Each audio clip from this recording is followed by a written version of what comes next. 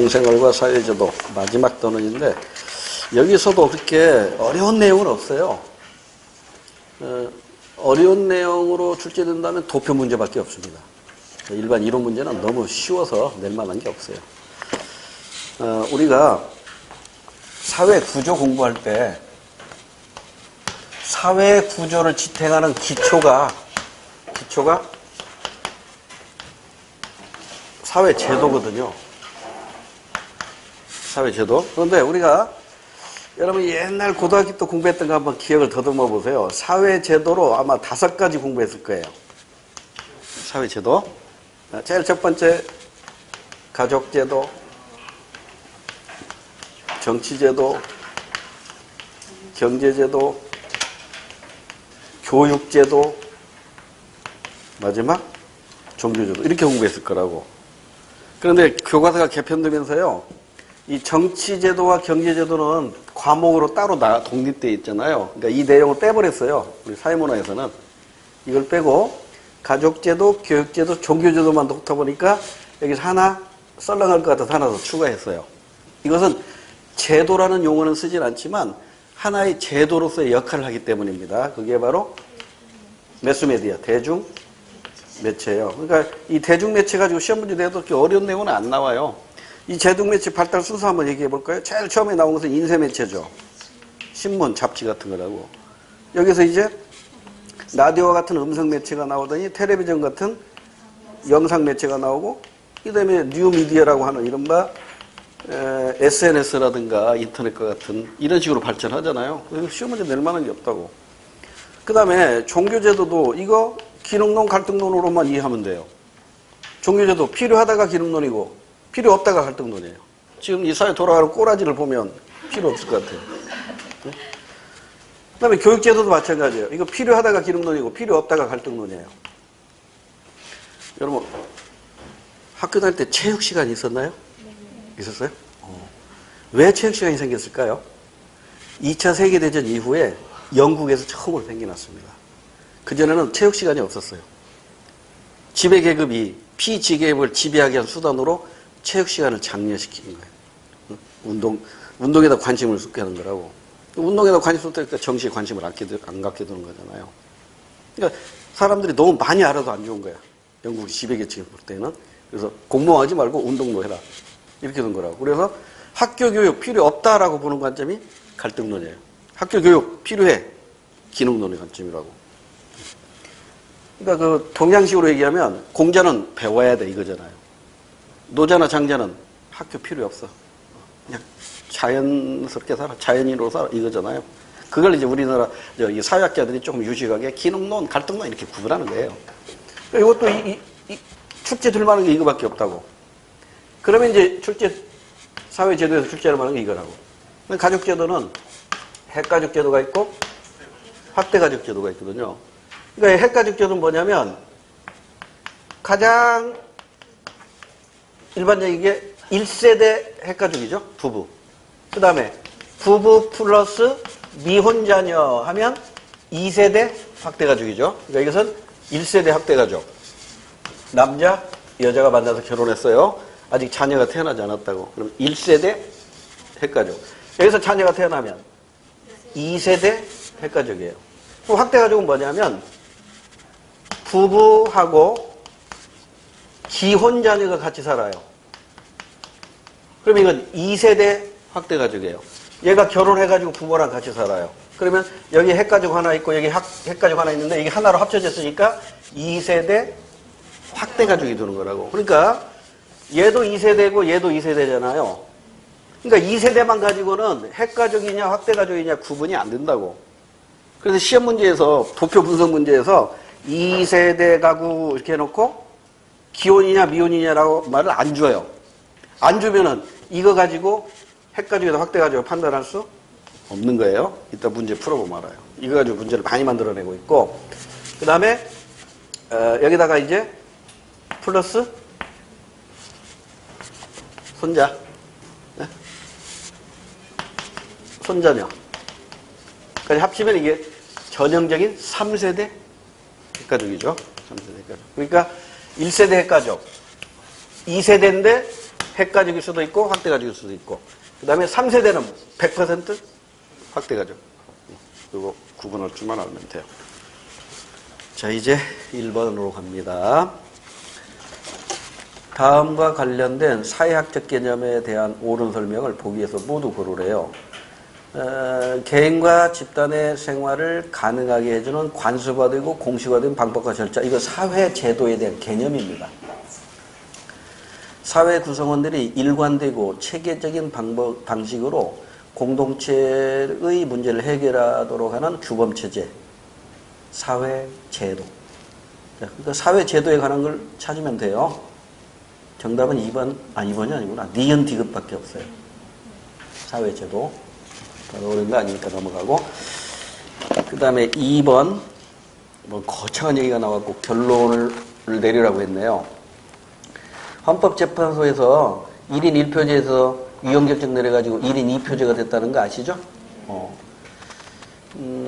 그래서 정당 명부제 도입으로 이게 바로 1인 2표제란 말이에요.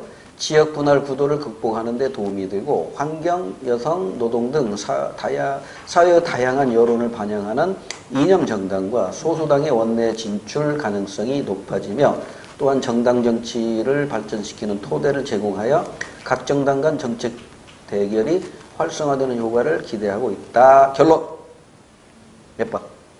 3번이죠. 사회제도의 변화는 사회의 변화를 가져옵니다. 별로 어려운 거 없고. 그 다음에 3번으로 갑니다. 다음 글의 내용과 부합하는 주장으로 보기 어려운 거. 이것도 결론 도출 문제니까 다문화 가정이란 쭉 나와 있네요. 제일 마지막 문장. 현재는 다문화 가정으로 고쳐서 부르는 것이 사회적인 합의가 이루어졌다.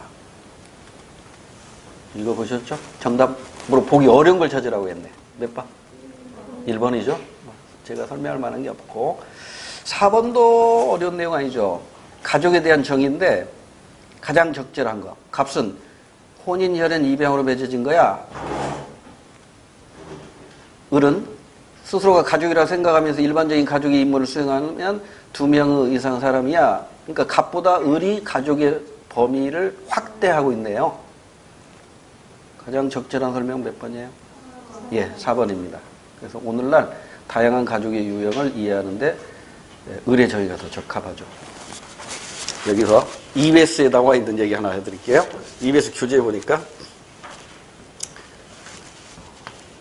부모가 자녀를 낳았어요. 근데 부모가 이혼했어요. 부모가 이랬어. 예전에는 부모가 서로 아빠는 내가 키울게, 엄마는 내가 키우게 했는데 요즘 안 그러죠? 서로 네가 키워, 나 못 키워, 하다가 얘가 고아가 되는 거야. 그래서 여기 할아버지하고 할머니가 이제 쏙 빠져버리고 할아버지 할머니가 이 자녀를 키워요. 이런 가족을 조손가족이라고 해요. 조손가족. 그럼 조손가족은 확대가족이에요, 핵가족이에요? 이게 EBS 책에 나와 있더라고요. 아직 우리 교과서에 없는데. 이건 확대가족도 아니고 핵가족도 아니에요.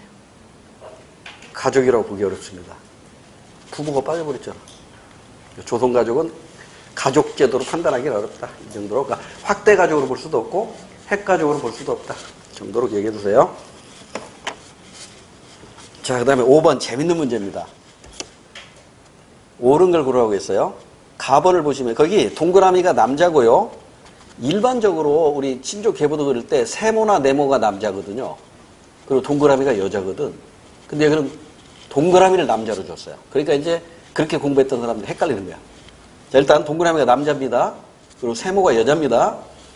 그리고 새카맣게 표시된 동그라미나 별이나 네모는 성씨래요. 성씨. 그 다음에 이퀄은 혼인관계고요. 이게 수직이나 수평으로 연결된 건 핏줄 관계입니다. 혈연 관계입니다. 그러면 가가족을 한번 보세요. 가가족. 아빠 성씨가 별, 엄마 성씨가 네모인데 거기에 이제 딸이 태어났는데 딸이 아빠 성을 따랐어요? 엄마 성을 따랐어요? 아빠 성 따랐죠? 그리고 딸이 아니다. 딸이 아빠 성 따른 게 아니지.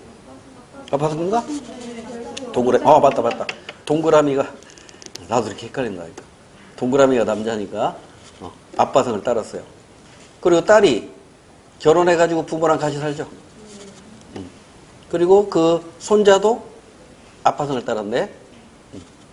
이게 지금 이 가에서는 그 뭐라고 표현해야 돼?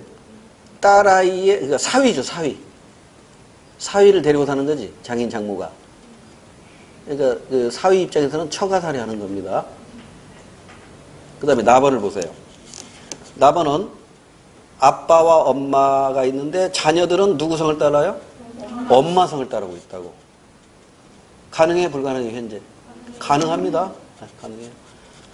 딸은 엄마 성 따르고, 아빠는 아들은 아빠 성 따르고, 가능해, 불가능해요? 그거 불가능해요? 아들이나 딸이나 아빠가 엄마가 하나의 성씨를 따라야 돼요. 다시, 자녀들은 아빠 성, 엄마 성 둘 중에 하나를 선택해야 되지. 아들은 아빠, 딸은 엄마. 이거 안 됩니다. 그 정도는 상식으로 알아두시고. 자, 그럼 이제 그림으로 갑니다. 보기로 와서. 가에서 늘어나는 현상은 가부장제의 약화와 관련이 있나요, 없나요? 가부장제가 약화되고 있어요. 맞죠? 왜 그래요? 처가살이하고 있잖아. 가부장제도라면 남자는 무조건 나가서 가부장, 호주가 돼야 돼요. 그래서 가다 모두 가부장제가 약화되는 겁니다. 그 다음에 니은번 나가 늘어나는 현상은 가족해체. 가족해체 이퀄 이혼이죠. 이게 지금 이혼 문제 때문에, 이혼 때문에 여자성을 따르는 거 아니잖아요. 니은번도, 이거 니은번은 틀렸고. 디귿번. 나가 늘어난 현상은 여성의 지위 향상과 관련이 있다. 맞죠? 오케이. 그래서 정답은 기억 디귿입니다. 가와 나가 늘어나면 법적으로 친족의 범위는 좁아질 것이다가 아니라 넓어지겠죠. 자, 6번 문제. 자, 도표 분석 문제로 아주 많이 나왔던 문제입니다. 80년하고 2000년 제시가 되었고 자녀 없이 거주합니다. 문제가 뭐예요? 표는 노인의 거주 형태라고 그랬죠. 노인입니다. 그래서 65세 이상부터 쭉 단계별로 나와 있어요. 자, 자녀 없이 거주 19.5%, 기혼 자녀 거주, 미혼 자녀 거주, 그 다음 2000년도 마찬가지 자녀 없이 기혼 자녀와 거주, 미혼 자녀와 거주 각각 전체와 나이별로 구분해 놨네요. 자, 이 정도 대충 봐놓고 바로 기억번호로 갑니다. 연령대가 높을수록 독거노인 비율이 낮아진다. 맞나요? 여러분 여기서 독거노인은 뭘 가지고 판단해야 돼요? 자녀 없이 거주. 그러면 자녀 없이 거주하는데 할아버지 할머니랑 같이 살면 독거노인이에요? 아니에요? 아니죠. 그럼 이 자료에서 독거노인에 대한 자료 있어요? 없어요? 없어요. 따라서 독거노인은 알 수 없어요. 그러니까 많은 수험생들이 자녀 없이 거주하는 사람의 비율을 독거노인의 비율로 확대 해석해가지고 문제를 풀어나가니까 정답을 못 찾는 거예요. 자, 독거노인은 혼자 사는 노인입니다. 자녀 없이 거주한다 하더라도 노인 부부가 같이 살 수 있잖아요. 따라서 이 자료로만 가지고는 독거노인 자료는 알 수 없어요. 그 다음에 니은번 2000년에 65세에서 69세의 핵가족 비율은 19.4%이다. 65세에서 69세 핵가족은 뭘로 판단해야 돼요? 기혼 자녀와 거주하면 이건 확대 가족이죠. 미혼 자녀와 거주하면 핵가족이죠. 그 다음에 자녀 없이 거주하는데 이때 자녀 없이 거주하건 미혼 자녀와 거주하건 둘 다 핵가족으로 볼 수 있잖아요. 그런데 여기 19.4%라고 했으니까 미혼 자녀와 거주하는 게 빠져 있잖아. 이거 틀렸대. 잘못돼 있죠? 그럼 니은도 틀렸어요. 그럼 정답은 끝났네요. 확인합니다. 연령대가 높을수록 기혼 자녀와 거주하는 비율이 높다. 확인해 보세요. 연령대가 높을수록 기혼 자녀 거주 65세부터 쭉 52, 63, 71, 77, 80, 83. 80년대 맞고요. 2000년대 기혼 자녀와 거주 24, 34, 44, 56, 67, 73 맞잖아. 소수점 생략했고요. 됐죠? 디귿번 받고 리을번 80년 자녀 없이 거주하는 전체 노인의 수는 미혼 자녀와 거주하는 전체 노인의 수보다 많다. 80년만 놓고 보면 돼요. 그럼 80년만 놓고 보면 자녀 없이 거주하는 전체 노인은 19.5. 미혼 자녀와 거주하는 것은 18.8. 그러니까 자녀 없이 거주하는 노인 숫자가 많죠. 그래서 우리 1번도 맞아요. 자, 그 다음에 전형적인 문제입니다. 이거 이해 잘 하셔야 돼요. 이런 내용, 이런 도표를 활용해가지고 문제를 낸단 말이에요. 자, 지금 표는 갑국의 가구 형태 구성비입니다. 옳은 걸 찾으라고 했고, 전체는 A하고 B 지역밖에 없대요. 95년하고 2005년하고, 가구 형태 1인 가구, 부부 가구, 2세대 가구. 2세대 가구만 나와 있고, 미혼 자녀와 사는지 기혼 자녀와 사는지 알 수 있다 없다? 없어요. 따라서 2세대 가구만 가지고는 확대 가족이다, 핵 가족이다 분간할 수 없습니다. 그 다음에 기타 가구 이렇게 되어 있는데, 기타 가구는 그 밑에에 뭐 형제 가구, 친족 가구, 비혈연 가구 등을 말한다. 이렇게 표현되어 있네요. 자, 그럼 문제로 바로 갈게요. 1번. 95년 1세대 핵가족 형태인 가구 비율은, 자, 그럼 95년만 놓고 보고, 그 다음에 1세대 핵가족이니까 뭘 봐야 돼요? 부부 가구만 보면 돼요. 부부 가구는 A 지역은 4.3. 자, A 지역 위에다가 4.3 쓰고, B 지역은 8.0. 그러니까 4.3보다 8.0이 낮다. 거꾸로 돼 있네. 8.0이 높죠. 1번 틀렸어요. 그 다음에 2번. 2005년 독거노인. 자, 여기서 독거노인 자료 어디 있어요? 없잖아요. 아까 6번에서도 지금 독거노인 어쩌고 했잖아요. 함정에 빠지지 말라고요. 독거노인은 여기서 1인 가구. 선생님, 1인 가구가 독거노인이죠. 독거 청년도 있잖아. 독거 총각이나 독거 청년도 있단 말이에요. 1인이라고 해서 독거노인이라고 확대하지 말라고. 이건 알 수 없어요. 2번 알 수 없고요. 3번. 95년 대비 2005년 전체에서 핵가족 형태인 가구 비율은 증가했다. 맞나요? 핵가족 형태, 여기서 2세대 가구가 지금 기혼과 미혼을 구분 안 해놨잖아요. 따라서 이건 알 수 없습니다. 그 다음에 4번. 그럼 이제 4번이 정답이겠죠. 95년 대비 2005년 3세대 이상 확대가족 형태의 가구 비율. 3세대 이상이니까 이건 확인이 가능하네요. 95년 대비 2005년 3세대에서 A 지역은 16.2에서 11로 감소했고, B 지역은 26에서 15로, B 지역이 훨씬 더 많이 감소했네요. A 지역보다 B 지역에서 크게 감소했다. 맞죠? 오케이. 자, 이거 하나 참고. 조금 난이도를 높이면 이렇게 문제 낼 수 있어요. 이 표에서 이것까지 대비를 해야 됩니다. 이 표를 보니까 전체하고 이렇게 주고,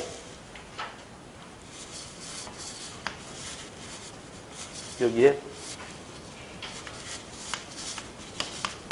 A 지역, B 지역 이렇게 있고, 1인 가구만 놓고 보자고요. 1인 가구. 그래서 전체가 2.6. 맞죠? 1인 가구만 놓고 봐요. A 지역이 얼마야? 2.5. 3.0. 1인 가구는 A 지역이 많아요? B 지역이 많아요? 네? 이거 전체는 2.6%고 A 지역은 2.5고 B 지역은 3.0%잖아요. 그러면 1인 가구 비율인데, 그러면 1인 가구 수는 A 지역이 많을까요? B 지역이 많을까요? 이거 시험 문제에서 나왔다니까? 보세요. 이걸 풀기 위해서는 이 개념을 아시면 돼. 2.6은 A 지역과 B 지역을 합쳐가지고 평균된 것이 그죠? 그러잖아. 그럼 보세요. 여기 10kg짜리 돌멩이가 있어요. 여기도 10kg짜리 돌멩이가 있어요. 좀 큰가? 10kg짜리 똑같아. 그럼 이 10kg짜리 돌멩이가 수평을 이루어가려면 한 가운데에다가 지렛대를 놔야겠죠. 그러니까 얘하고 같은 수평을 이루겠죠. 근데 이제 여기는 10kg에다가 5kg를 하나 더 더할게요. 10kg가 있고 여기 5kg짜리가 있어요. 그 다음에 여기는 10kg짜리 하나만 있어요. 그러면 이 지렛대를 이쪽에다 놓아야 수평이 이루어질까요? 이쪽에다 놓아야 수평이 이루어질까요? 여기다 놔야죠. 그렇죠? 그러면 이 거리는 짧아지고 이 거리는 멀어지겠죠. 이게 평균의 개념이죠. 평균의 개념보다 가까운 데 있으면 이게 클수록 이게 가까워지는 거예요. 평균에 가까워지는 거예요. 이게 평균이죠. 평균에 뭐가 가까워요? 얘가 가까워요? 얘가 가까워요? 이게 가깝잖아. 얘가 가까우니까 이 지역의 가구 수가 더 많은 거야. 이해됐나요? 이게 시험 문제 나왔다니까. 그러니까 우리도 이것까지는 대비하자고. 됐죠? 자, 다시 2점 하나 더 해볼까 그러면? 여기 5.2네 뭔가 불러도 여기 뭐야? 부부가구. 부부가구가 5.2야 전체가. 근데 여기가 4.3이고 여기가 8.0이야. 그러면 A 지역에 부부가구가 많아요? B 지역에 부부가구가 많아요? 얘하고 가까이 있는 게 뭐야? 얘지. A 지역이 부부가구가 더 많은 거야. 아셨죠? 요것도 시험문제 나왔던 거라고. 그러니까 남들 틀릴 때 우리 맞아야 되니까 이것도 기억해 두세요. 언젠가 문제 풀다 보면 그런 문제 나와요. 아직 안 나오고 있는데 넘어갑니다. 8번 문제. 8번 문제. 옳은 걸 고르래요. 자, 부부가구 1세대 핵가족. 2세대 가구인데 여기는 이제 미혼자녀와 기혼자녀로 나누었죠. 그러면 미혼자녀는 2세대 핵가족이 속하고요. 기혼자녀와 같이 살면 2세대 확대가족이 되는 거고 3세대 이상은 무조건 확대가족이고요. 그 기타 가구 했는데 기타 가구에는 1인 가구, 형제 가구, 비친족 가구 이렇게 소개되어 있네요. 따라서 이것은 핵가족도 아니고 확대가족도 아닙니다. 그러면 이제 핵가족 구성비하고 확대가족 구성비를 확인할 수 있다 없다? 있어요. 이 표는 있잖아요. 자, 그러면 확인 1번. 핵가족 가구의 비중이 가장 높은 지역은 A다. 계산하면 되지. A는 5 더하기 65, B는 16 더하기 55, C는 12 더하기 40. 어디가 제일 커요? B가 제일 크잖아. 맞죠? 그러니까 1번 땡. 2번. 1인 가구의 비중이 가장 높은 지역은 B다. 1인 가구? 알 수 없지. 그 기타 가구는 1인 가구뿐만 아니라 형제 가구, 비친족 가구까지 다 합쳐져 있으니까요. 3번. 확대 가족 가구 수가 가장 많은 지역은 C다. 이것도 더해야지. 확대 가족이니까. 뭐뭐 더해야 돼요? 한부모 기혼자녀하고 3세대 이상. 그러면 A는 18, B는 16. C가 가장 크네. 그런데 조심해야 할 게 있지. 거기 가구 수에다 동그라미 치세요. 이게 시험장에서 깜빡 안 보일 수가 있어. 이게 지금 이 표에 나와 있는 건 퍼센트 비율입니다. 그런데 3번은 확대 가족 가구 비율이 아니라 수라고 돼 있잖아요. 그러니까 수에다 동그라미 치고 수는 알 수 없어요. 왜 알 수 없어요? A 지역, B 지역, C 지역의 전체 가구를 알 수 없기 때문입니다. 만약에 A, B, C 지역의 전체 가구가 동일하다면 3번도 맞겠지. 근데 A 지역, B 지역, C 지역의 전체 가구가 동일하다는 전제가 없단 말이에요. 그래서 3번도 틀렸고요. 4번. A, B, C 모두 핵가족 가구 수가 확대가족 수보다 많다. 그러면 A, B, C 따로따로 계산해 보면 돼요. 자, A 지역 보니까 70대 18로 핵가족이 많아요. B 지역 보니까 역시 핵가족이 많아요. C 지역도 핵가족이 많아요. 이거 계산하면 되잖아요. 정답 4번입니다. 그 다음에 9번. 다음 글에 대한 설명으로 적절하지 않은 것. 이거 결론 도출 문제니까 여러분에게 맡길게요. 정답은 2번입니다. 별로 어려운 건 아니고. 그 다음에 10번. 밑줄 친 현상. 보기의 설명 중 옳은 것만으로 짝지어진 것. 전입생은 강남 상구에 집중되는 것으로 나타났다. 읽어보셨죠? 몇 번 정답이에요? 3번밖에 없어요? 디귿바. 더 설명할 필요가 없죠? 이게 신문 내용 가지고 출제한 것인데요. 그 다음 대중매체와 종교제도. 자, 인터넷 발달로 인한 변화. 이것도 제가 별로 설명할 게 없어요. 읽기자료 통해서 바로 정답 골라야 되죠. 몇 번? 2번이죠. 새로운 상거래 문화. 그 다음에 12, 13 공통된 문제네요. 다음 글을 읽고 물음에 답하시오. 충격적인 사건 내용을 담은 영상과 사진이 인터넷을 뜨겁게 달구는 땡땡녀 시리즈. 둔장녀인가? 둔장녀 시리즈가 재탕상 시키고 있다. 동영상과 사진에 등장하는 당사자들은 네티즌들의 신상털기 때문에 제2, 제3의 피해가 우려되고 있으며 문제가 되고 있는 사안에 대해 경찰까지 진상조사에 나서면서 파장은 더욱 커지고 있다. 대중매체의 부작용 문제죠. 그래서 12번 윗글에 대한 설명으로 적절하지 않은 것. 몇 번이에요? 4번이죠. 더 설명할 게 없고. 그다음 13번도 같이 묶어진 것 같으네. 윗글에 대한 견해다. 이 견해와 다른 관점. 아, 이 견해가 뭐예요? 지배층 나왔잖아요. 그럼 갈등론이잖아. 그럼 갈등론의 견해와 다른 관점은 기능론 찾으면 되겠지. 몇 번? 3번. 통합, 수용. 이거 다 기능론적 관점에서 사용하는 용어들입니다. 14번도 이게 결론 도출 문제라 이 기자를 읽으면 바로 나와요. 2010년 10월 26일 한 개신교단체에서 봉사에 방문하여 예배드리는 동영상이 올라와 논란이 되었다. 이 동영상에는 불교가 우상숭배라는 주장이 있으며 동영상에 출연한 사람이 주님이 있어야 할 자리에 크고 웅장한 절이 있어 마음이 아프다라고 말하는 내용도 포함되어 있다. 이에 대하여 종교 비하 논란이 일어났다. 이거 결론은 뭐예요?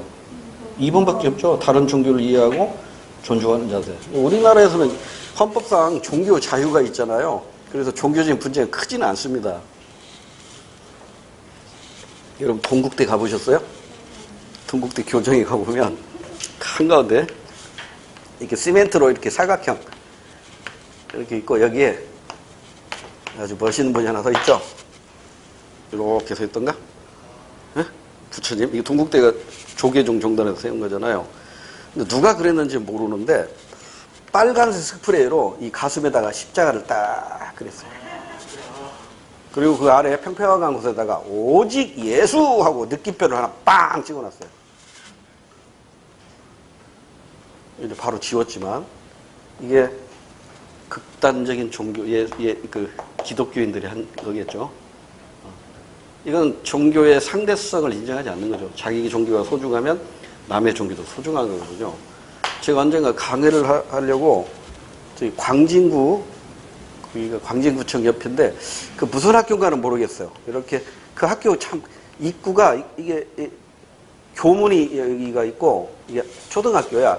여기가 화단으로 돼서 참 이뻐요. 그래서 제가 그쪽 강의 지나면서 참 이쁜 학교다 한데 여기 화단에 멋진 할아버지가 한 분 계셔요.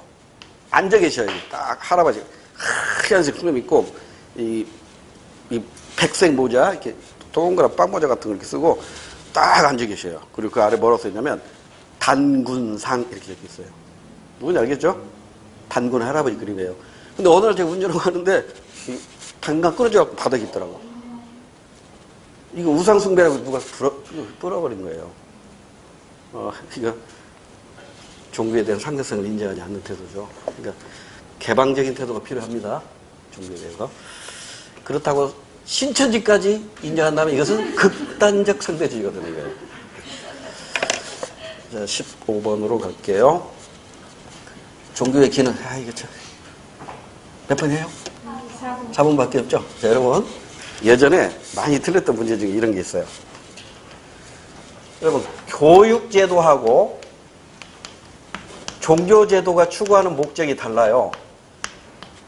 교육제도는 삶의 수단을 제공합니다. 종교제도는요, 삶의 목적을 제공합니다. 근데 지정을 한 출제원이 들어가가지고 이걸 가지고 시험 문제 냈어요. 많이 틀렸어요. 여러분, 교육제도는 삶의 목적을 제공한다 하면 이거 틀린 거예요. 왜 배워요? 먹고 살라고 배우는 거예요. 이렇게 생각하세요. 초등학교만 나와도 먹고 살면 얼마나 좋을까? 아, 근데 이만희가 초등학교 졸업했대? 초졸이래? 초등학교 나와도 재주가 좋은가 봐요. 발명가야, 대단한 발명가야. 신천지를 발명했어. 자, 종교제도는 삶의, 왜 살아? 삶의 목적을 제공합니다. 이거 가지고 시험문제 낸 적도 있다는 거 기억해 두시고요. 일단 15번은 4번이 정답입니다. 그 다음에 이제 마지막 단원, 사회변동과 근대화인데요. 아까 사회변동에 대해서 잠깐 말씀드리고, 근대화도 얘기했었죠. 1번, 틀린 거 고르라고 했는데, 이 이론이 뭘까요? 종속이론이죠. 종속이론. 그래서 틀린 것은 2번입니다. 넘어갈게요. 뭐라? 어디서 많이 보던 그림이 나왔네? 가가 진화론적 관점, 나가 순환론적 관점. 순환론적 관점을 다른 말로는 숙명론적, 운명론적 관점이라고도 합니다. 그러면 정답이 몇 번이에요? 3번? 니은, 디귿, 니은, 니을? 네, 니은, 니을밖에 없죠. 그럼 기억은 왜 틀렸어요? 퇴보하거나 멸망할 수 있다는 점, 이건 순환론, 납니다. 그래서 이걸 숙명론적 관점이라고 한다고 그랬죠. 디귿은 어디가 틀렸나요? 나는 사회 변동을 사회 구조를 통해 설명한다. 가건 나건 사회 구조를 통해서 설명하는 게 아니고 방향을 가지고 설명한다고 그랬죠. 아까 얘기했던 거네. 사회 구조를 통해서 설명하는 건 두 가지죠. 기능론과 갈등론입니다. 여기 나와 있는 진화론하고 순환론은 사회 방향, 변화 방향을 가지고 설명하는 거죠. 그 다음에 3번 뭐 역사관 얘기가 쭉 나오네요. 또 정답은 뻔하죠? 니은번밖에 없습니다. 국어 문제 같아요. 그 다음에 4번 다음 대화에서 을의 입장에서 갑에게 할 수 있는 비판. 그러니까 을의 입장을 알아야 갑을 비판할 수 있겠죠. 을의 입장이 뭐예요? 일단 갑부터 보세요. 균형을 맞춰간 이거 기능론이네. 그러면 을은 갈등론이네. 그럼 문제는 갈등론자가 기능론자를 비판하는 걸 찾아야 돼요.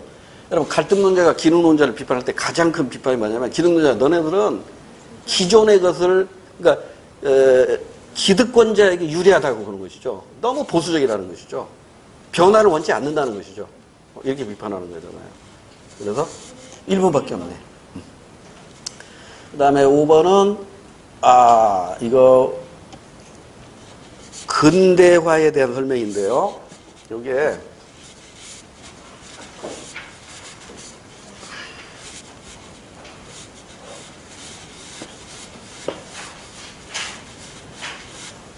이 근대화를 제가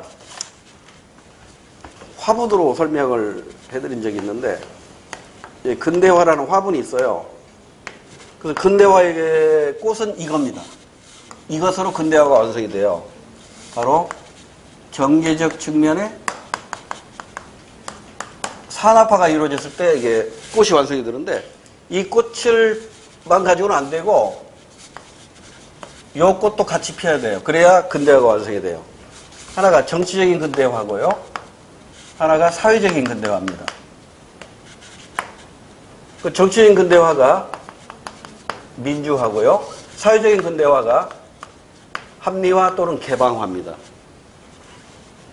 그럼 우리나라는 80년대 중반에 산업화가 이루어졌고요. 80년대 중반에 민주화가 이루어졌어요. 그런데 합리화는 아직도 멀었어요. 그나마 2008년에 호주제 폐지됐죠.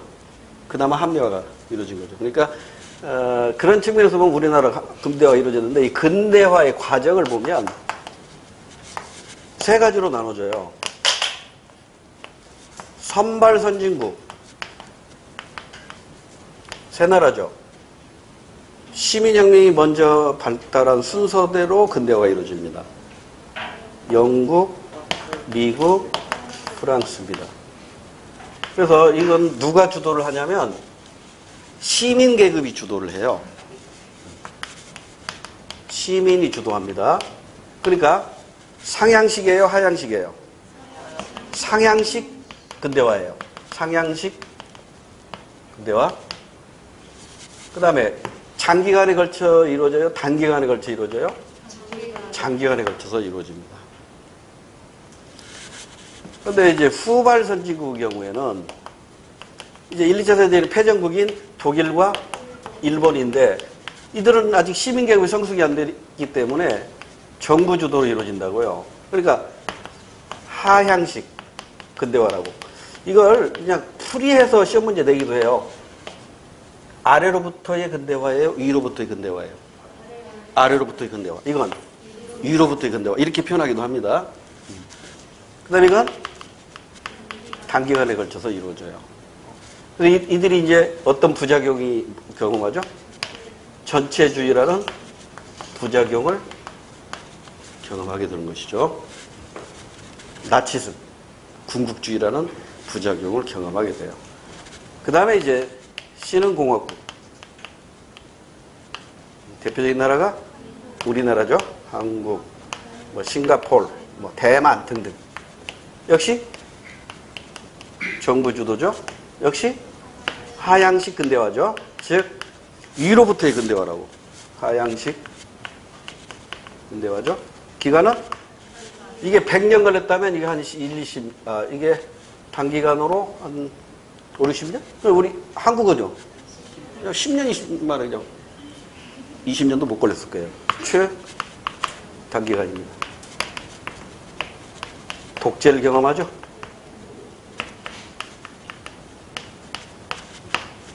이 정도가 시험 문제에서 언급되었던 겁니다. 지금 가에 들어갈 말은 4번밖에 없네요. 성장 위주의 근대화. 그 다음에 사회, 현대사회 문제와 대응. 아까 얘기한 대로 현대사회 문제는 인구 문제가 가장 출제 비중이 높아요. 그래서 여기 보면 1단계, 2단계, 3단계, 4단계 있죠? 1단계가 많이 낳고 많이 죽어요.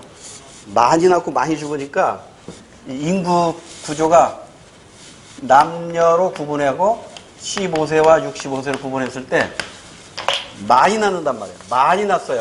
다산. 많이 죽으니까 노인이 없어. 다산다사예요.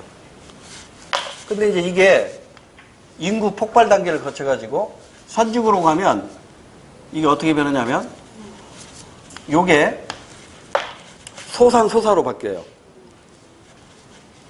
소산소사. 그러니까 안 나와요. 그리고 안 죽어요.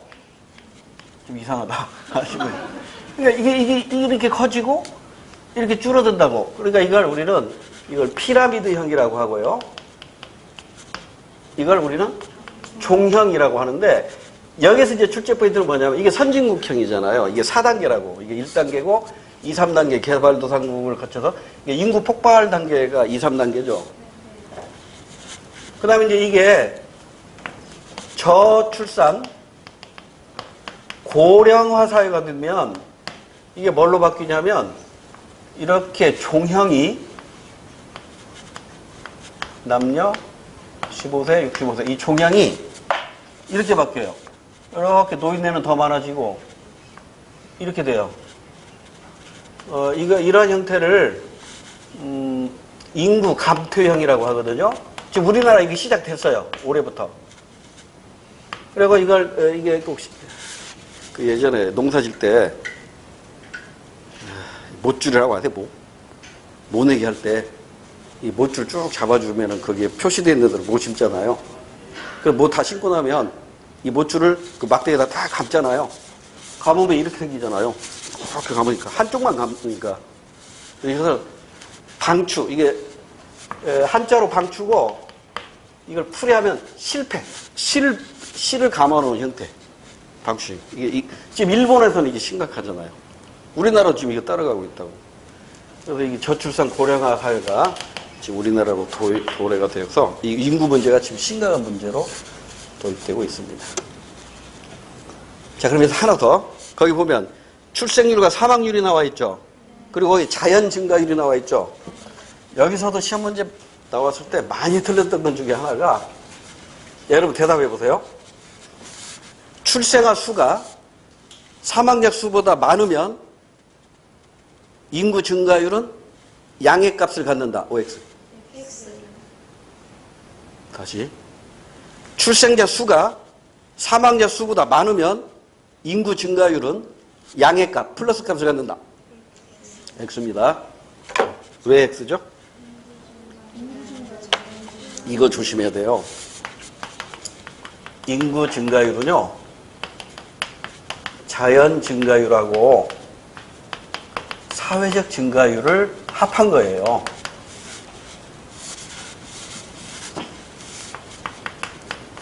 그러니까 지금 우리 그림이 나와 있는 것은 뭐만 나와 있어요? 자연 증가율만 나왔다고. 출생에서 사망을 뺀 것만 나와 있다고. 근데 사회적 증가율은 뭐냐면 전입 또는 이입이 있잖아요. 그래서 전출 또는 이출, 이사 오는 거잖아. 이건 사회적 이동이잖아요. 이것까지 합쳐야 인구 증가율이 나온다고. 그러니까 자연 증가율이 플러스 1%라고 하더라도 사회주의 증가율 2%라면 인구 증가율은 마이너스 1% 나온다고. 그러니까 요것만 가지고는 인구 증가율을 알 수 있다 없다? 없는 거야. 근데 이걸 가지고 장난을 치는 거라고 이렇게. 네? 출생자 수가 사망자 수보다 많으면 인구의 증가율은 양의 값을 갚는다면 대부분 O라고 생각한다고. 큰일 납니다. 자연 증가율이 증가할 뿐이야. 인구 증가율은 몰라. 이렇게 하시면 됩니다. 그래서 6번은 1번밖에 정답이 없죠? 넘어갑니다. 7번. 4단계에서 나타나는 문제 해결해야 하는 방안. 4단계가 뭐예요? 소산소사. 저출산, 고령화 사회. 애를 안 낳으니까 보육비 지원하면 되고. 산하 제한 큰일 날 소리. 지금 우리나라가 OECD 국가 중에서 학교 출산율이 꼴찌라는 거 아시죠? 그 다음에 고령화의 파트타임 노동 분야 제공. 고령화 사회니까 노인에게도 일할 수 있는 기회를 줘야겠죠. 그 다음에 연금 등 사회복지 확대를 해야겠죠. 그래서 맞는 것은 2번밖에 없네요. 8번 평범한 문제죠. 농경사회, 산업사회, 정보사회를 구분할 수 있는가를 묻는 문제입니다. A사회가 뭐예요? 부가가치의 원천이 토지와 노동이래요. 농업사회. B는 산업사회네. 왜냐하면 C사회가 지식과 정보사회니까 B사회가 산업사회가 되겠죠. 그래서 1번은 틀렸네요. 정답이죠? 별로 설명할 게 없고. 9번 정보사회에서 나타나는 문제점 해결하기 위한 노력. 옳은 걸 고르래요. 방송통신위원회의 인터넷상의 비밀번호 변경, 휴면 계정 정리, IPN 전환 등 주요 내용으로 하는 캠페인을 실시하였다. 정부는 정보 취약계층과 취약지역을 파악하여 정보 인프라를 우선적으로 구축할 수 있도록 다양한 재정적 지원 제도를 마련하였다. 점수 주는 문제죠. 몇 번 정답이에요? 네, 3번밖에 없죠. 그 다음에 10번. 세계화에 관한 문제네요. 정치적 측면의 세계화, 경제적 측면의 세계화, 사회문화적 측면의 세계화 이렇게 구분해가지고 적절한 설명을 고르라고 했네요. 1번만. 한미 FTA의 사회 문제를 부과했다. 한미 FTA니까 경제적 측면. 중국 인권 문제니까 정치적 측면. 일단 틀렸네 다. 인터넷 발달로 정보 공유가 빨라지고 다 사회문화적 측면. 이것도 틀렸네. 그러면 4번밖에 없네요. 결혼, 취업, 유학 등 다른 나라로의 이민이 활발해지고 있다. 사회문화적 측면. 자, 다음 주부터는 이제 이렇게 단원별 문제가 아니라요. 기출문제와 똑같이 20문제를 경제 문제, 사회문화 문제, 법과정치 문제를 섞어놨어요. 가지고 20회로 만들어놨으니까 20회 그것만 다 이해해도 만점 나와야 됩니다. 집에서 다음 주 문제 풀 때 2회까지만 풀어보세요. 학원에서 이렇게 푸는 시간을 줄 수도 있는데 그러면 시간 낭비일 수도 있으니까 집에서 시간 딱 재세요. 시간 재고 1회하고 2회까지만 풀어오시고 거기 해답이 있으니까 틀린 거 체크하세요. 그 틀린 것이 여러분의 약점입니다. 그걸 저랑 같이 보완해야 돼요. 그리고 틀린 문제는 계속 여러 번 봐야 돼요. 그러면 만점 나옵니다. 그 다음에 다음, 그러니까 이게 처음에는 2회 다 나갈지 몰라요. 처음에는 조금 경험에 의하면 설명이 좀 많아져요. 그러다가